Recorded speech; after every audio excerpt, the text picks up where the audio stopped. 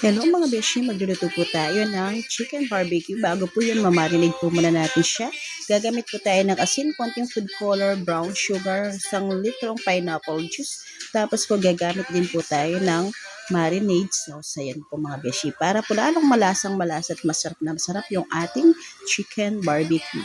Nasa inyo po kung gusto nyo wag maglagay ng food color. Kumbaga by request din po yan ng ating mga customer. Pagka nagpapalagay po sila, maglalagay po tayo. And then mga beshi, ayan, linagyan na po natin yung ating lininis na quarter legs na chicken. Ayan.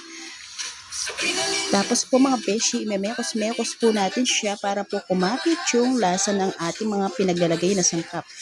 Ang mga sangkap lang naman po yan, ulitin ko po mga beshi, pineapple juice, marinade sauce, paminta, asukal na brown at saka po asin. Ayan mga beshi, naghihihaw na po tayo. After po niyang set aside ng 1 hour, hihaw na po natin siya. And then magluto lang po tayo ng konting-konting bawang lang po para igisa yung ating inihaw na in-slice na chicken. And then mga beshi, ayan, binus po natin yung pinagbabara ng ating chicken.